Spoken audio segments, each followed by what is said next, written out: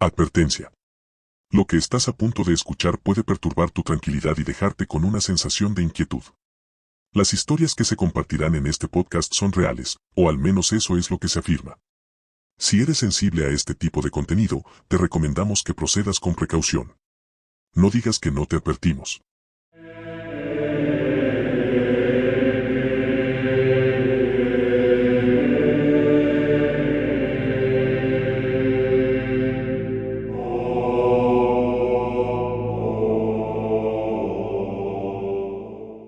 La misteriosa religión de Babilonia ha sido simbólicamente descrita en el último libro de la Biblia como una mujer de mala fama.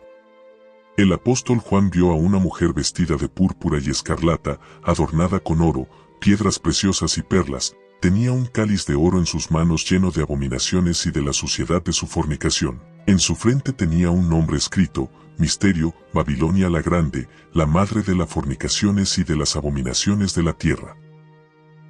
¿Cuál es el significado de esta extraña visión que fue dada a Juan? Es conocido muy bien que en el lenguaje simbólico de la Biblia una mujer representa una iglesia. La verdadera iglesia, por ejemplo, es semejante a una esposa, una virgen casta, una mujer santa y sin mancha. Pero como un acentuado contraste con la verdadera iglesia, la mujer de nuestro texto es descrita como una mujer sucia y corrompida o, usando mejor el lenguaje de la Biblia, diremos que es una ramera. Es evidente que el sistema religioso aquí descrito es un sistema falso, una iglesia corrompida y caída. En letras mayúsculas, la Biblia la llama Misterio Babilonia.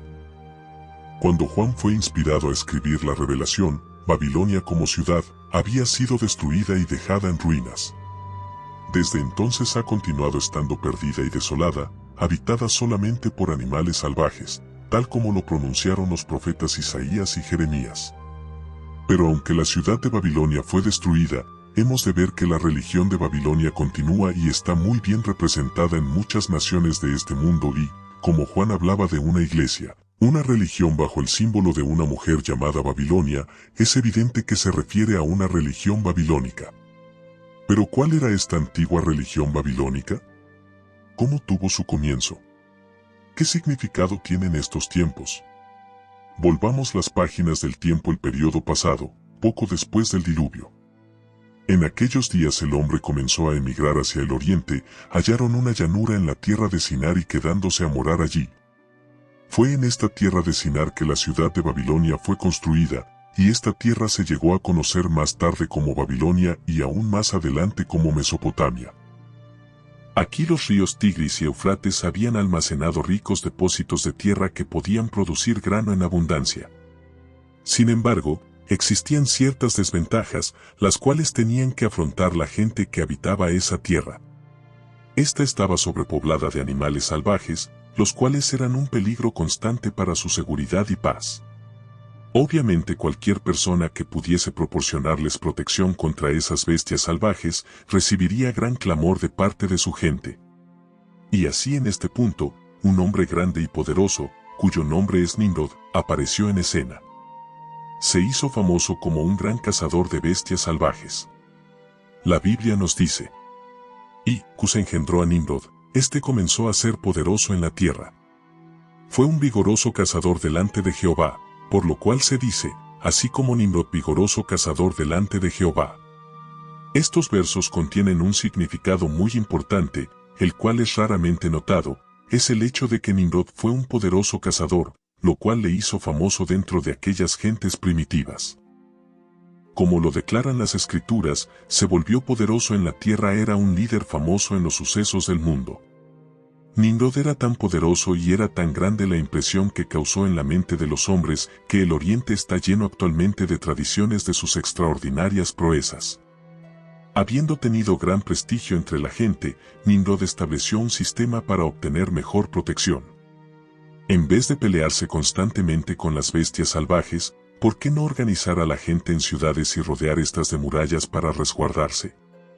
Entonces, ¿por qué no organizar estas ciudades en un reino y escoger un rey para que reine sobre ellos? Evidentemente, este era el pensamiento de Nimrod. ¿Por qué la Biblia nos dice que organizó dicho reino? Y fue la cabecera de su reino Babel, Erech, Akkad y Calne, en la tierra de Sinar. Y así el reino de Nimrod fue establecido como el primer reino mencionado en la Biblia.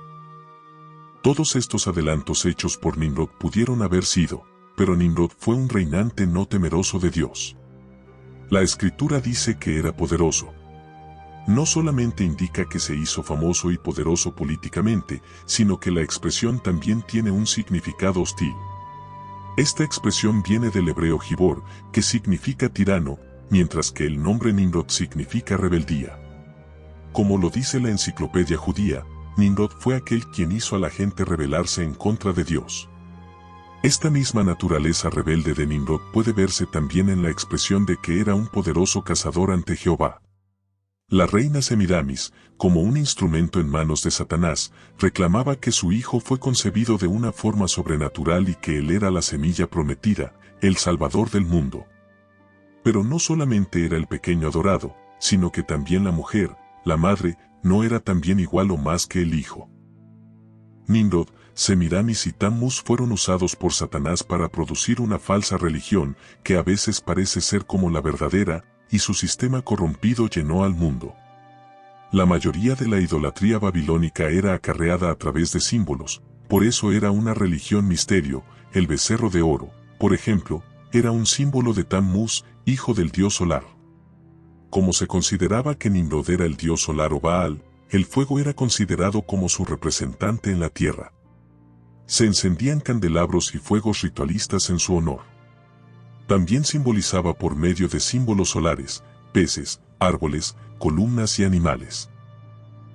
Siglos más tarde, Pablo dio una descripción que detalla perfectamente el camino que la gente de Babilonia siguió, porque habiendo conocido a Dios, no le glorificaron como a Dios ni dieron gracias. Si no le glorificaron como a Dios le dieron gracias, sino que se hicieron tontos en sus razonamientos y su necio corazón fue entenebrecido.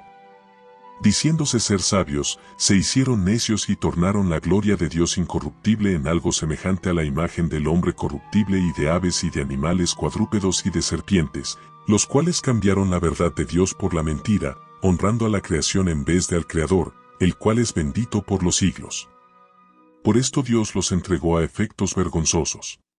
Este sistema de idolatría se esparció de Babilonia a las naciones, pues fue de este sitio de donde fueron los hombres dispersados sobre la faz de la tierra. Como salían de Babilonia, llevaban consigo su idolatría babilónica y sus símbolos misteriosos. Por lo cual, hasta hoy en día encontramos evidencias de esta religión de Babilonia, ya sea de una o de otra forma, en todas las religiones falsas de la tierra. Babilonia fue la madre, la precursora de las falsas religiones e idolatrías que se desparramaron por toda la tierra, como lo declaran las Escrituras. Además de la prueba escrita de que Babilonia fue la madre, el nido de religiones paganas, también tenemos el testimonio de conocidos historiadores, por ejemplo, Heródoto, el viajero mundial e historiador de la antigüedad. El presencia de la religión misterio y sus ritos en numerosos países y menciona como Babilonia fue el nido original del cual todo sistema de idolatría. Bunsen dice que el sistema religioso de Egipto fue derivado de Asia y del imperio primitivo de Babel. En su conocido trabajo titulado Nínive y sus ruinas, Layard declara que tenemos el testimonio unido de historia profana y sagrada, que es la idolatría originó en el área de Babilonia el más antiguo de los sistemas religiosos. Cuando Roma se convirtió en un imperio mundial, es un hecho conocido que ella asimiló dentro de su sistema a dioses y religiones de todos los países paganos sobre los cuales reinaba. Como Babilonia era el origen del paganismo de estos países, podemos ver cómo la nueva religión de la Roma pagana no era más que la idolatría babilónica, que se desarrolló de varias formas y bajo diferentes nombres de las naciones a las que fue. Teniendo todo en cuenta, notamos que fue durante el tiempo del demonio de Roma que el verdadero Salvador, Cristo Jesús, nació, vivió entre los hombres, murió y resucitó de entre los muertos. Entonces ascendió al cielo, envió al Espíritu Santo y la Iglesia del Nuevo Testamento fue establecida en la tierra. Y qué gloriosos días fueron esos, basta solamente con leer el libro de los Hechos para ver cuánto bendijo Dios a sus genes en esos días. Multitudes se añadían a la Iglesia, la verdadera Iglesia. Grandes hechos y maravillas se hacían como confirmación de Dios a su palabra. La verdadera cristiandad estaba ungida por el Espíritu Santo, y barría a la idolatría como el fuego en la pradera. Rodeaba las montañas y cruzaba los mares. Hizo que temblaran y temieran y los tiranos y reyes. Se decía de aquellos cristianos que habían volteado el mundo de arriba para abajo, así era su mensaje y su espíritu lleno de poder. No habían pasado muchos años cuando comenzaron a proclamarse algunos hombres como señores sobre el pueblo de Dios, tomando el sitio del Espíritu Santo, en vez de conquistar por medios espirituales y verdaderos. Como lo habían hecho en los primeros días, estos empezaron a sustituir la verdad e implantar sus propias ideas y métodos. Se comenzaron a hacer intentos para unir el paganismo con la cristiandad, inclusive en los días cuando el Nuevo Testamento era escrito, porque Pablo menciona que el espíritu de iniquidad ya está obrando. Él nos previene que ha de venir una apostasía y que muchos apostatarán de la fe escuchando espíritu de error y a doctrina de demonios. Estas son las doctrinas falsas de los paganos. El cristianismo se encontró frente a frente con el paganismo de Babilonia establecido en diversas formas en el Imperio Romano. Aquellos cristianos rehusaron tener algo que ver con esas costumbres y creencias. Como resultado de esto, sufrieron muchas persecuciones. Demasiados cristianos fueron acusados falsamente, arrojados a los leones, quemados en estacas y torturados en muchas otras formas. Pero después comenzaron grandes cambios a sucederse. El emperador de Roma profesó haberse convertido. Se dieron órdenes imperiales por toda Roma para que las persecuciones cesaran. Se dieron grandes honores a los obispos. La iglesia empezó a recibir aceptación y poder. Pero se tenía que pagar un alto precio por esto. Se hicieron muchas concesiones al paganismo. En vez de que se separara la iglesia del mundo, ésta se hizo parte de él. El emperador, mostrando favoritismo, demandó un sitio de preeminencia en la iglesia, puesto que en el paganismo los emperadores eran considerados como dioses. De ahí en adelante, comenzaron a surgir mezclas de paganismo con cristianidad, como lo saben todos los historiadores. Tan alarmante como pueda parecer, el mismo paganismo que se originó en Babilonia y se había ya esparcido por las naciones, fue simplemente mezclado con el cristianismo, especialmente en Roma. Esta mezcla produjo lo que hoy en día se conoce como la Iglesia Católica Romana.